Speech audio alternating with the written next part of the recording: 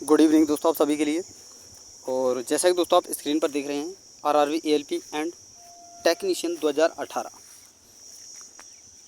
तो दोस्तों आज जो मैं इस वीडियो में जो प्रश्न आपके लिए डिस्कस करने वाला हूं, जो प्रश्न मैं आपके लिए बताने वाला हूं, वो है दोस्तों आरआरबी एएलपी और टेक्नीशियन 2018 का जो एग्ज़ाम हुआ था उसका दोस्तों 13 अगस्त का सेकंड शिफ्ट का दोस्तों पेपर है। और 9 अगस्त और 10 अगस्त का पेपर मैं आपके लिए करा चुका हूँ। 13 अगस्त का दोस्तों फर्स्ट शिफ्ट का पेपर मैं आपके लिए करा चुका हूँ। तो जिन्होंने वो पेपर नहीं देखे दोस्तों, वो वीडियो नहीं देखे तो पीछे जाकर देख सकते हैं, क्योंकि दोस्तों जितने मैंने क्वेश्चन कराए हैं सारे प्रीवियस ईयर के क्वेश्चन हैं और एज इट इज क्वेश्चन मैंने आपके लिए डाले हुए हैं, जिसमें दोस्तों साइंस और जीके में आपके लिए करा रहा हूँ।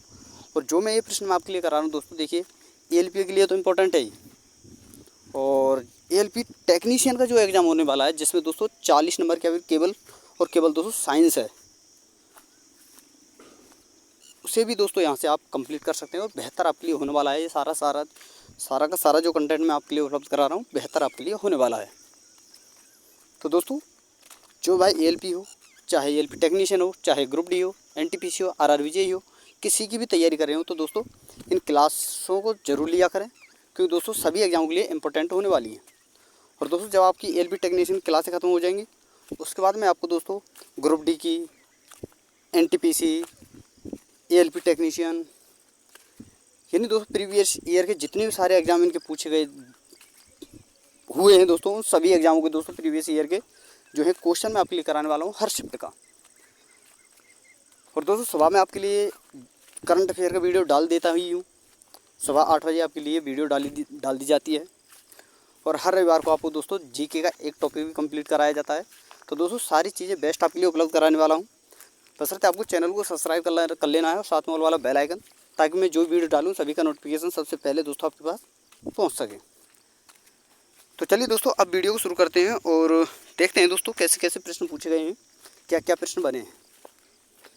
तो दोस्तों फर्स्ट प्रश्न है, एक आपतित किरण एक समतल दर्पण के साथ दोस्तों 20 डिग्री का कोण बनाते हुए आपतित होती है, तो दोस्तों आपतित और परावर्तित किरण के बीच का कोण क्या होगा।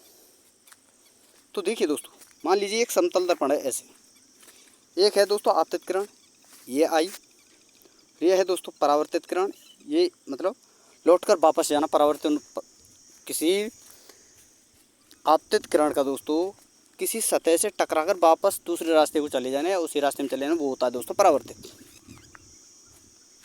तो इसमें क्या कहा गया है दोस्तों, एक आपतित किरण और एक समतल दर्पण के साथ जो कोण है वो है 20 डिग्री। यानी दोस्तों ये तो हुआ आपका समतल दर्पण, ये हुई आपकी आपतित किरण, तो ये जो कोण है दोस्तों ये है 20 डिग्री। अगर ये 20 डिग्री है तो ये भी दोस्तों आपका 20 डिग्री होगा।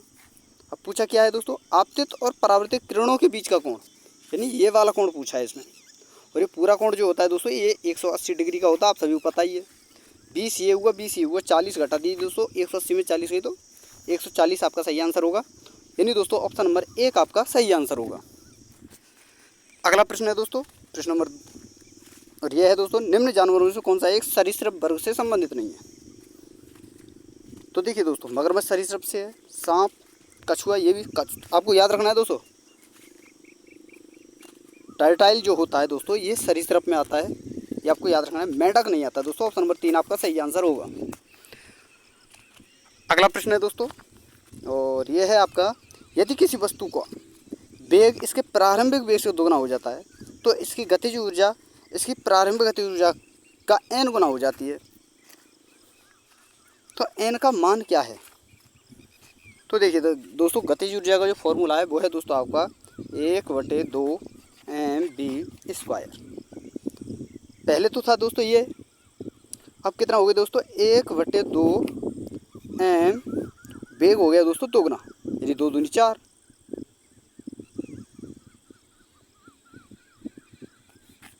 ये ऐसे हो गया दोस्तों।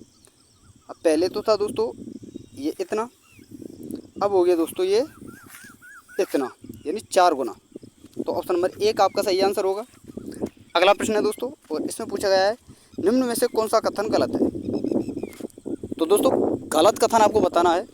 और पहला कथन है दोस्तों, पदार्थ के कणों के बीच रिक्त स्थान होता है, बिल्कुल होता है दोस्तों। पदार्थ के कण बहुत छोटे होते हैं, बिल्कुल सही है दोस्तों। पदार्थों के कण एक दूसरे को आकर्षित करते हैं, बिल्कुल सही है दोस्तों। पदार्थों के कण स्थिर अवस्था में होते हैं। जब दोस्तों वो एक दूसरे को आकर्षित कर रहे हैं, यानी आकर्षित कब कर रहे हैं, जब उनमें गति हो रही है, तो स्थिर तो हो ही नहीं सकते। यानी दोस्तों ऑप्शन नंबर 4 आपका सही आंसर होगा। ये दोस्तों गलत है। अगला प्रश्न है दोस्तों, प्रश्न नंबर ये रहा आपका, निम्नलिखित को एक उचित अनुक्रम में व्यवस्थित करें। उत्परिवर्तन, जननात्मक विकलन, प्राकृतिक चयन या विकास। तो देखिए दोस्तों, आपका सबसे पहले आएगा दोस्तों उत्परिवर्तन, यानी ऑप्शन नंबर ए। फिर आएगा आपका दोस्तों जननात्मक विकलन, यानी बी। फिर उसके बाद दोस्तों आपका प्राकृतिक चयन, सी। फिर उसके बाद दोस्तों आपका विकास। तो ये दोस्तों ऑप्शन नंबर 4 आपका सही आंसर होगा, ये आपको याद रखना है। अगला प्रश्न है दोस्तों, और इसमें पूछा गया है, कॉपर सल्फेट का जलीय विलयन लिटमस को प्रभावित नहीं करता। लाल और नीले दोनों लिटमस को प्रभावित करता है। नीले लिटमस को लाल रंग में परिवर्तित करता है, या फिर दोस्तों लाल लिटमस को नीले रंग में परिवर्तित करता है। तो देखिए दोस्तों, इसका जो आंसर होगा वो होगा दोस्तों, यह नीले लिटमस को लाल रंग में परिवर्तित करता है। क्या दोस्तों? Copper sulphate. आपको याद रखना है CuSO4 का जो कॉपर सल्फेट का फॉर्मूला क्या है दोस्तों? CuSO4। यह है दोस्तों आपका कॉपर सल्फेट। तो इसका जो जलीय विलयन होता है, अगर इसमें इसके लिए हम जल से कराने के बाद दोस्तों, और अगर लिटमस पेपर डालते हैं तो नीले लिटमस को दोस्तों ये लाल कर देता है। ये आपको याद रखना है, ये फॉर्मूला भी आपको याद रखना है दोस्तों। अगला प्रश्न है दोस्तों, और ये है आपका कि पौधों में डैश हार्मोन के संचार के कारण वे प्रकाश की ओर झुक जाते हैं। यानी दोस्तों जो पौधे जो होते हैं प्रकाश की तरफ किस हार्मोन के कारण झुकते हैं दोस्तों? ऑक्सीजन के कारण। ऑप्शन नंबर 2 आपका सही आंसर होगा। अगला प्रश्न है दोस्तों, और इसमें पूछा गया है, निम्नलिखित में से कौन सी धातु सबसे अधिक क्रियाशील है इनमें से दोस्तों? तो कौन सी है दोस्तों? आपकी कैल्शियम। ऑप्शन नंबर 2 आपका सही आंसर होगा। अगला प्रश्न है दोस्तों, प्रश्न नंबर अगला, जब एक बंदूक से गोली चलाई जाती है तो बंदूक पीछे की ओर धकेलती है। यह उदाहरण न्यूटन के कौन से नियम को दर्शाता है? तो कौन से नियम को दर्शाता है दोस्तों? गति के तीसरे समीकरण को, यानी तीसरे नियम को, जिससे दोस्तों हम क्रिया प्रतिक्रिया का जो है नियम भी कहते हैं। ये आपको याद रखना है। ऑप्शन नंबर 1 आपका सही आंसर होगा। अगला प्रश्न है दोस्तों, और इसमें पूछा गया है, ये रहा दोस्तों आपका, किसी वस्तु के ऊंचाई से गिरने पर इसकी स्थिति और गति ऊर्जा का क्या होता है दोस्तों? देखिए दोस्तों, जब कोई वस्तु ऊंचाई से गिरती है तो होता क्या है दोस्तों? इसकी गतिज ऊर्जा तो स्थितिज ऊर्जा दोस्तों कम हो जाती है, जबकि गतिज ऊर्जा जो है दोस्तों बढ़ जाती है। यानी दोस्तों नीचे की ओर किस वेग से आ रही है? जितना ज़्यादा वो नीचे जाएगी, ये समझ लीजिए दोस्तों जा तो उसी वेग से रही है। यानी इसमें गति है तभी तो जा रही है, तो गति तो बढ़ेगी, वेग तो बढ़ेगा उसका। लेकिन जो स्थिति जी, यानी स्थिति जो ऊर्जा थी वो उसमें से धीरे धीरे कम होती जाएगी और गतिज ऊर्जा बढ़ती जाएगी।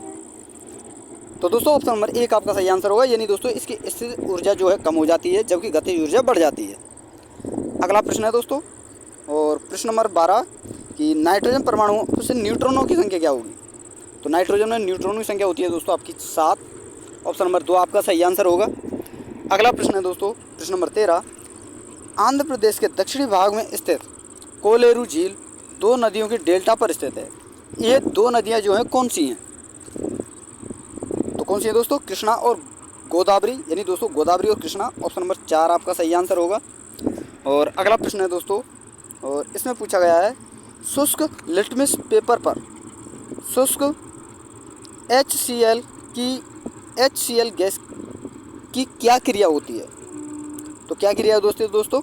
यह नीला या लाल लिटमस पेपर अपना रंग नहीं बदलता। यह आपको याद रखना है दोस्तों। बहुत बार ये प्रश्न पूछा गया है और वेरी इंपॉर्टेंट प्रश्न है।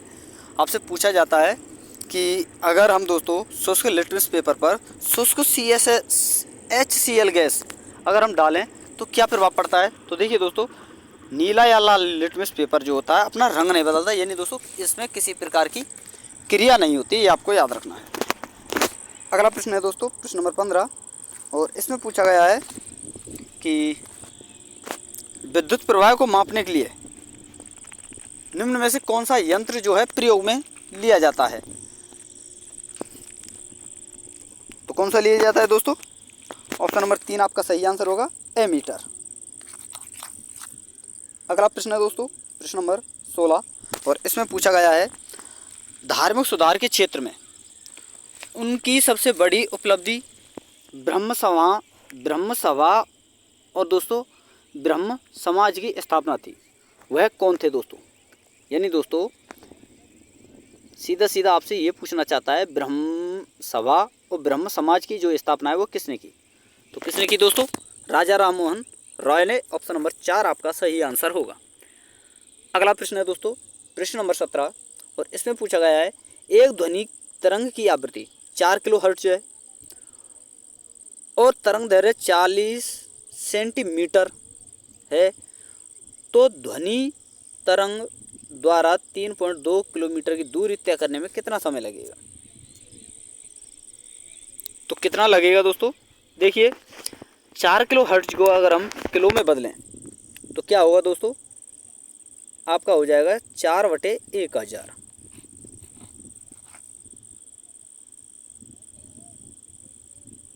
और सेंटीमीटर में बदलना है तो यहाँ पर आप दोस्तों ये है आपका 100 का गुणा कर दीजिए, 2 जीरो ख़त्म, आपका आएगा 0.4 और 0.4 का गुणा अगर हम इससे करेंगे दोस्तों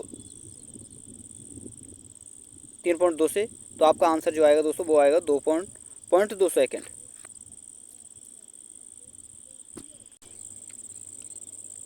सॉरी दोस्तों थोड़ी सी गलती हो गई थी।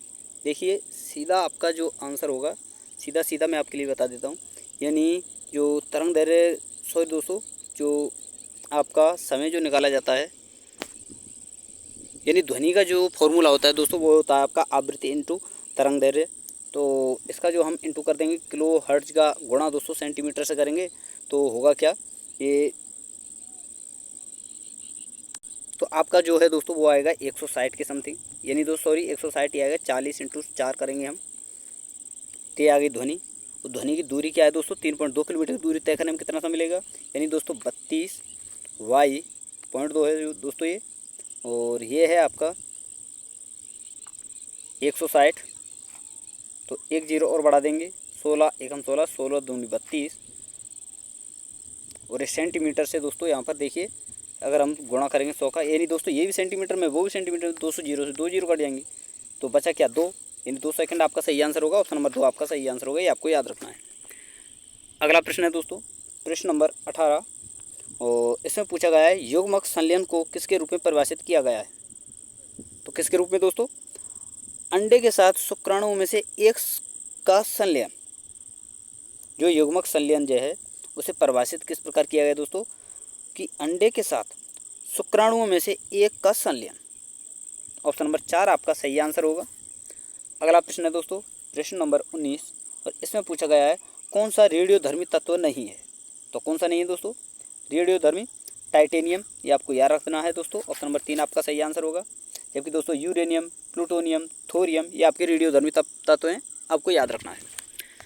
अगला प्रश्न है दोस्तों और वीडियो आपको पसंद आ रही हो दोस्तों, कंटेंट आपको पसंद आ रहा हो तो प्लीज़ आपसे रिक्वेस्ट है वीडियो को लाइक करते शेयर कर दें, और जिन्होंने दोस्तों चैनल को सब्सक्राइब नहीं किया है वो चैनल को सब्सक्राइब कर लें ताकि दोस्तों मैं जो वीडियो डालूँ सभी का नोटिफिकेशन सबसे पहले दोस्तों आपके पास पहुँच सके। तो प्रश्न है दोस्तों आपके सामने निम्न में से कौन सी धातु सबसे अधिक आघात वर्धनीय है?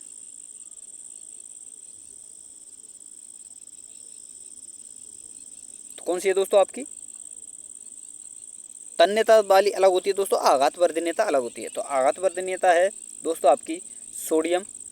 ऑप्शन नंबर 3 आपका सही आंसर होगा। अगर यहाँ पर दोस्तों तन्यता वाला पूछा जाता तो यहाँ पर सबसे ज़्यादा तन्यता दोस्तों एल्युमिनियम की होती है, ये आपको याद रखना है।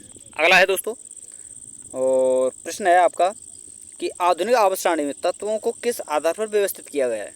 तो किस आधार पर दोस्तों? परमाणु संख्या में वृद्धि के आधार पर। ऑप्शन नंबर 2 आपका सही आंसर होगा। और अगला प्रश्न है दोस्तों और इसमें पूछा गया है चंद्रमा की सतह पर एक लड़के का भार 300 न्यूटन है, तो पृथ्वी की सतह पर उसका भार क्या होगा?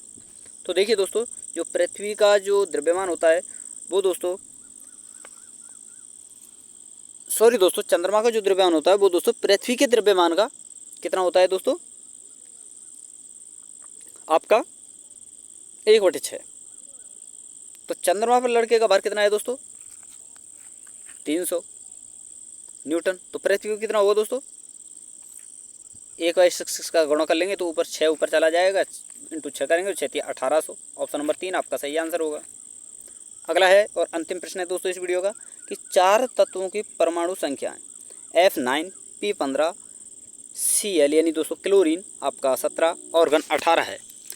निम्न में से किन दो तत्वों का रासायनिक गुण समान है? तो किन का है दोस्तों? फ्लोरीन और क्लोरीन।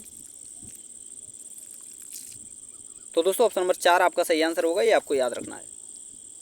तो दोस्तों ये थे आपके कुछ जो हैं आपके दोस्तों, ये थे आपके प्रश्न। 13 अगस्त 2018 का सेकंड शिफ्ट का पेपर था जिसमें ये प्रश्न पूछे गए थे।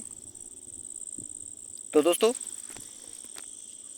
वीडियो आपको पसंद आई तो वीडियो को लाइक करें दोस्तों, शेयर करो, चैनल को सब्सक्राइब कर लें, साथ में ऑल वाला बेल आइकन दबा लें।